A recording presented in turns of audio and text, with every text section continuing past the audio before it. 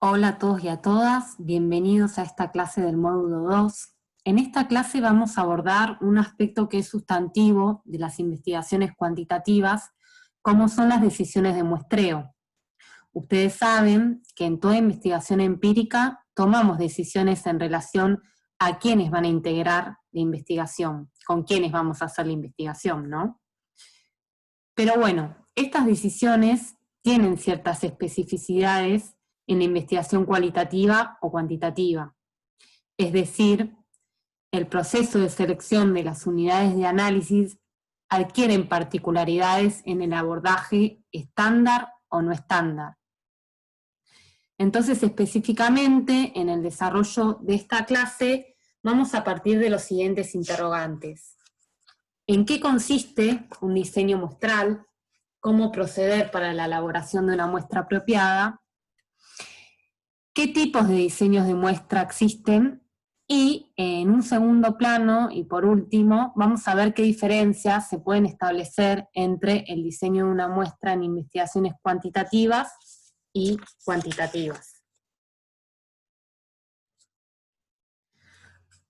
En relación al diseño muestral, en toda investigación uno siempre busca conocer un algo de alguien, ¿no? Ese algo o ese qué se refiere siempre a la pregunta de investigación, el objetivo cognitivo que perseguimos en el marco de un estudio, que siempre se expresa a través de relaciones conceptuales y sus relaciones. Pero por otra parte, ese algo o ese qué, referido al objetivo cognitivo, también refiere siempre a un alguien o a un quién que se encuentra temporal y espacialmente situado. Técnicamente denominamos unidad de análisis a ese recorte, y siempre hay que tener algunos recaudos en la delimitación del espacio y tiempo de nuestras unidades de análisis, ¿sí? Principalmente porque la variable temporal no siempre es tan lineal, digo. La variable temporal puede referir a el origen de un fenómeno estudiado, puede referir también al recorte del trabajo de campo, en qué momento realizamos el trabajo de campo. Concretamente, si pensamos, por ejemplo, en un ejemplo, una investigación puede versar sobre cuál es el impacto del programa IFE, ¿no? Del programa actualmente que está impulsando el gobierno en el marco de la crisis sanitaria, y podemos pensar que para ver el impacto de ese programa, podemos tomar como unidades de análisis a los beneficiarios, ¿no? A quienes acceden a ese beneficio económico. Entonces podríamos pensar que nuestra unidad de análisis entonces refiere a los beneficiarios del programa IFE en el marco del año 2020, en un contexto de crisis sanitaria de la Argentina, por ejemplo. Entonces siempre el diseño de la muestra va a referir de vuelta a estas dimensiones con quiénes vamos a trabajar, quiénes van a integrar nuestra investigación. Ahora bien, en la investigación cuantitativa, el procedimiento a través del cual elegimos una muestra, seleccionamos los casos de una muestra, adquieren o se llevan a cabo a través de ciertas reglas estandarizadas. En primer lugar, partimos, como bien muestra el cuadro, de ciertos objetivos que están estrechamente vinculados con la definición de una población que va a ser objeto de estudio. Siempre cuando hablamos de muestra representativa, como vamos a ver a lo largo de esta clase, es importante saber en este marco si contamos, o más específicamente, cuáles son los elementos que integran nuestro marco muestral. Pero por otra parte, cuando hablamos también de muestras probabilísticas representativas, es importante definir cuáles van a ser esos procedimientos de selección de los casos. Y cuál va a ser el tamaño, ¿no? Cuántos casos vamos a necesitar que integren nuestra muestra. Entonces, les comentaba que una de las primeras decisiones fundamentales en cualquier investigación es la delimitación de la población que vamos a analizar. Por población, como bien muestra el PPT, vamos a entender el conjunto total de las unidades que son objeto de una investigación. No necesariamente remiten a personas, ¿no? Cuando hablamos de población también podemos hacer referencia a familias, instituciones, documentos escritos, como pueden ser leyes o documentos programáticos, viviendas, entre otras posibilidades. Ahora bien, generalmente recoger información sobre el conjunto total de las unidades de una población implica un gran esfuerzo económico, pero también de tiempo.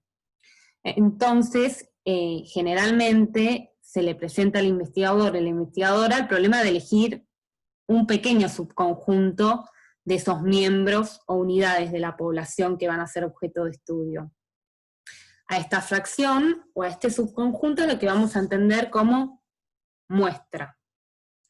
Cuando hablamos de muestra, y es lo que vamos a tratar a lo largo de la clase de hoy, surge este problema sobre cuál es su grado de representatividad, ¿sí? Entendiendo que generalmente uno no trabaja, como decíamos, con la población entera, porque generalmente ese tipo de trabajos trascienden la investigación social, ¿no? Si pensamos en un censo poblacional que se hace cada 10 años, no tienen que ver con investigaciones, mejor dicho, sino con estudios que se hacen con otros fines, alejados de la investigación social, ¿sí? Entonces, si de los datos obtenidos de una muestra quieren inferirse las características correspondientes a la población total, lo que se conoce generalmente en términos técnicos como parámetros poblacionales, es preciso que el investigador o la investigadora diseñe una muestra que sea una representación a pequeña escala de esa población a la que pertenece. Es decir, lo que se busca es extrapolar los resultados del análisis de una muestra a la población, y para ello se recurre al campo de la estadística inferencial, y específicamente a la teoría de las probabilidades. En este proceso de tratar de hacer inferencias poblacionales, adquiere importancia la definición del marco muestral. Por marco muestral vamos a entender el listado que compone el total de las unidades de una población, ¿no? Que permite identificar los miembros de esa población. Y es importante esta definición del marco muestral, y particularmente que el investigador, la investigadora sea consciente de los factores de inclusión y exclusión de quienes lo integran, ¿no? Qué sesgos hay en la definición de ese marco muestral para la elaboración de una muestra, porque justamente esta muestra nada más va a poder considerarse representativa de la población que es comprendida en ese marco de muestreo. Por ejemplo, si queremos hacer una encuesta a licenciados de sociología para conocer su inserción profesional, y un investigador o una investigadora elige como marco de muestreo el listado de colegiados sociólogos de la provincia de Buenos Aires. Acá no vamos a estar hablando en nombre de todos los sociólogos a nivel de esta jurisdicción, ¿sí? De esta provincia, sino nada más vamos a estar haciendo referencia a aquellos que están institucionalizados en el colegio profesional respectivo. Entonces, las inferencias que vamos a poder hacer en relación a la inserción profesional de los sociólogos va a estar vinculada a este marco muestral, ¿sí? Lo mismo cuando, por ejemplo, típicamente en los muestreos a través de encuestas telefónicas se recurre a la guía de teléfono, ¿sí? Es importante entender cuáles son las limitaciones o los sesgos de partir de este marco muestral, dado que hay mucha población o bastantes personas, digamos, que carecen de un número de teléfono registrado, ¿sí? O cuentan con teléfono, pero este no está registrado, o también entender que muchas veces el apellido de quien figura en esa guía está vinculado con la cabeza de la familia, con el principal soporte a veces del hogar, y que generalmente son varones, entonces ahí nuestra muestra va a tener un sesgo con mayor peso, digamos, presencia de los varones en la muestra. Entonces es importante conocer cuál es la definición de este marco muestral del cual partimos, pero también para entender cuáles son estos factores de inclusión y exclusión, cuáles son los sesgos que puede tener la muestra que vamos a construir a partir de él. Entonces, una vez definido nuestro marco muestral, se procede al diseño de la muestra, digamos, atendiendo dos cuestiones. Por un lado, hay que atender la forma en que se seleccionan los casos o unidades concretas que conforman nuestra muestra, pero por otro lado, hay que definir la cantidad, es decir, el tamaño de la muestra. En este punto es importante señalar que la representatividad de una muestra depende de su tamaño, pero también depende, como decíamos antes, del procedimiento que empleamos para la selección de estas unidades muestrales. Y también, por otro lado, es importante no eludir que esta representatividad siempre va a referir a ciertas propiedades que estamos analizando, que orientan la selección de la muestra y que están en función o relacionadas con cierto objetivo cognitivo, con cierta pregunta de la investigación. No vamos a hablar de todas las características o todas las propiedades de una población, ¿sí? Y cuando hablamos, por un lado estábamos hablando del tamaño de la muestra y por otro lado estábamos hablando de los procedimientos de selección, cuando hablamos en este último aspecto, podemos decir que hay dos tipos grandes de muestreo que se agrupan en muestreos probabilísticos y no probabilísticos. Esta clasificación depende o está relacionada con si el azar interviene en la selección de los casos. Podemos decir entonces que una muestra va a ser representativa cuando tiene un tamaño apropiado, por un lado, pero también cuando fue construida mediante ciertos procedimientos aleatorios, y por otro lado, por último, que siempre es pertinente, o estos procedimientos aleatorios, estas muestras probabilísticas, permiten emplear ciertos modelos estadísticos para calcular cuál es ese grado de representatividad, ¿sí? Que no tiene una total certeza.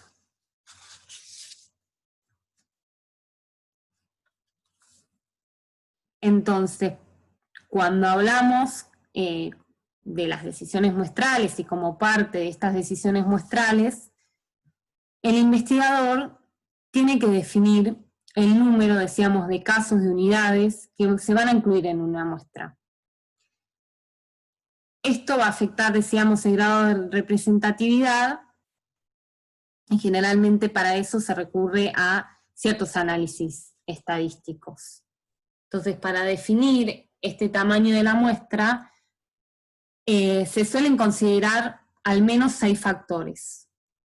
El primero tiene que ver con el tiempo y los recursos disponibles para la investigación. Un segundo factor tiene que ver con el tipo de muestreo que vamos a seleccionar o emplear. También juega un papel importante cuál es el tipo de análisis de datos previstos en función de las características de la investigación. También la heterogeneidad poblacional, es decir, cuán homogénea o cuán heterogénea es la población objeto de este estudio.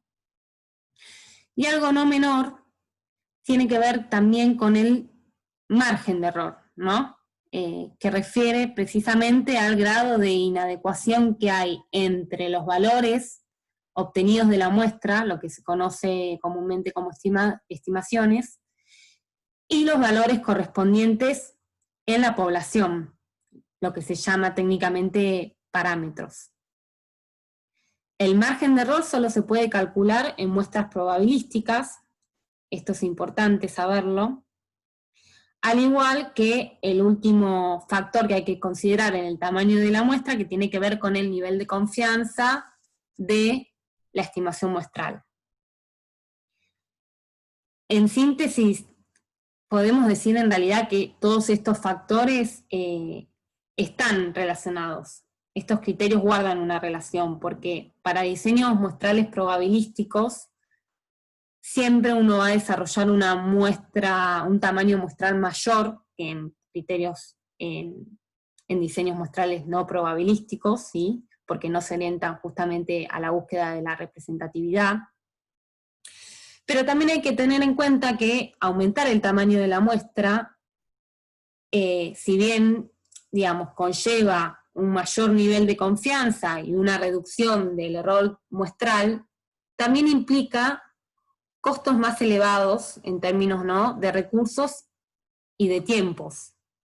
Es por eso que cuando hablamos de determinar el tamaño de la muestra en todo diseño, el investigador y la investigadora tienen que buscar este equilibrio entre el grado de precisión muestral, de estimación de esa muestra, y los costos que puede conllevar. Ahora bien, hablábamos de que existen diferentes tipos de muestreo probabilísticos. Sí, vamos ahora a detallar algunos de estos tipos de muestreos. Es importante entender, en primer lugar, que lo que tienen en común estos muestreos probabilísticos es que se fundamentan en el azar como criterio de elección de los casos, ¿sí? Esto significa que, por un lado, cada unidad de la población tiene una probabilidad igual y conocida a priori de participar de esa muestra, y por otro lado, la elección de estos casos o de estas unidades es independiente de las demás. Por último, otra de las ventajas del muestreo probabilístico, de otra de sus características, es que justamente permite calcular el error de la muestra dentro de ciertos márgenes de probabilidad que define el investigador. Entonces, cuando hablamos de distintos tipos de muestreo probabilístico, podemos decir que hay algunas variantes, ¿no? El más conocido es el MAS, que es el muestreo aleatorio simple. Es la base de todos los diseños probabilísticos. Acá todas las unidades de la población tienen la misma probabilidad de ser seleccionadas, pero hay que tener en cuenta que para su realización se exige un listado de esa población, ¿sí? Que es lo que llamábamos como el marco muestral, a partir del cual se eligen esas unidades aleatoriamente. El muestreo sistemático, en cambio, se calcula en base a la fracción muestral, es decir, el tamaño de la población dividido sobre el tamaño de la muestra. Luego se selecciona un número al azar que va a ser la primera unidad de la muestra seleccionada. Ese número siempre tiene que ser menor a la fracción muestral, sí, y en base a ese primer número seleccionado al azar, se seleccionan los restantes unidades de la muestra sumando esa fracción muestral, hasta llegar a completar el tamaño de la muestra. En el muestreo estratificado, en cambio, se parte de variables que consideramos pertinentes en función de esta pregunta de investigación, y acá se divide la población en diferentes grupos o estratos, que resultan homogéneos a su interior, pero heterogéneos entre sí, con la mayor diversidad posible entre cada estrato o cada grupo. De allí se seleccionan aleatoriamente las unidades, buscando que cada estrato tenga una representación en la muestra final. Por último, nos encontramos con el muestreo por conglomerados, que acá la población se divide en conglomerados, muchas veces en términos espaciales, implican áreas espaciales, ¿sí? Y la característica que tienen que tener estos conglomerados es que tienen que ser heterogéneos en su interior, a diferencia del muestreo estratificado. A partir de allí, lo que se busca seleccionar al azar es cierto número de conglomerados con los que se trabajará, ¿sí? Acá la selección se da como unidad que va a integrar nuestra muestra algunos conglomerados, y no como en el muestreo estratificado, donde lo que se hacía era elegir ciertas unidades de cada estrato, ¿sí? En términos representativos de esa muestra final. Y un muestreo muy utilizado, finalmente, es el muestreo por conglomerados en tapas múltiples. Acá lo que sucede es que se aplica el criterio que decíamos anteriormente en el muestreo por conglomerados, pero la unidad de muestreo final no van a ser los conglomerados, sino algunas partes de estos, algunas subdivisiones de estos conglomerados, ¿sí? También elegidos aleatoriamente. Un caso muy común, que podemos ejemplificar, es la encuesta permanente de hogares, donde primero se elige una ciudad de ciertos habitantes, ¿no? En ciertos aglomerados urbanos, no en todos. Luego se eligen las zonas, las manzanas, los hogares y finalmente las personas. Muchas veces en estos criterios de selección muestral se recurre también a el muestreo estratificado, es decir, estas subdivisiones de conglomerados pueden llegar a apelar a ciertos criterios o variables que resultan pertinentes para la conformación de grupos al interior de estos conglomerados. Bueno, en este cuadro se detallan algunas características de los diferentes tipos de muestreo, con sus ventajas y limitaciones. Y por otro lado, también señalábamos que existe el muestreo no probabilístico. Acá, la extracción de la muestra se efectúa siguiendo criterios diferentes al azar, generalmente criterios subjetivos o por conveniencia, que repercuten en que no existe una igual probabilidad de que las unidades de la población formen parte de nuestra muestra, no se puede calcular tampoco el error de muestreo, es decir, esta estimación entre las estimaciones de la muestra y los parámetros poblacionales, y generalmente hay que estar atentos porque hay una introducción de sesgos en el proceso de la selección de la muestra. Sin embargo, presenta algunas ventajas el muestreo no probabilístico. En primer lugar, es que no necesitamos la existencia de un marco de muestreo. El investigador y la investigadora no siempre tienen un listado de las unidades de la población para a partir de allí seleccionar aleatoriamente algunas muestras, o algunas unidades que conforman la muestra, mejor dicho. Por otro lado, otra de las ventajas es que resulta sencillo de aplicación y tiene costos económicos bajos en relación a los muestreos probabilísticos, y muchas veces resulta apropiado para realizar una indagación exploratoria, ¿no? Estos llamados estudios pilotos, y después profundizar en otros tipos de estudios probabilísticos quizás. También resulta pertinente cuando uno trabaja con poblaciones marginales que son de difícil acceso y localización, y por supuesto cuando uno no tiene por propósito la búsqueda de la representatividad. Algunos tipos de muestras no probabilísticas que podemos considerar. Bueno, en el caso del muestreo causal o accidental, este tipo de muestreo consiste en tomar los casos que caen, que tenemos mayor acceso, que están a mano por parte del investigador o investigadora y continúan el proceso hasta que se alcanza un cierto tipo de tamaño de la muestra. Por otro lado, en el muestreo por cuotas se segmenta la población de interés en grupos, a partir generalmente de ciertas variables sociodemográficas que están relacionadas con nuestra pregunta de investigación, y una de las características es que esta muestra, digamos, busca ajustarse con la distribución de las características que son pertinentes, que nosotros estamos seleccionando, en relación con la población objeto de estudio mayor, ¿sí? Por otro lado, está el muestreo bola de nieve, donde las unidades muestrales acá van escogiéndose a partir de las referencias que aportan otros sujetos a los cuales ya accedimos, ¿sí? Es la red de contactos de los propios sujetos encuestados quienes van habilitando ese trabajo de campo, y generalmente se utiliza mucho cuando estamos hablando de poblaciones marginales, de difícil acceso, ¿no? Como pueden ser situaciones a veces de vulneración de derechos vinculadas con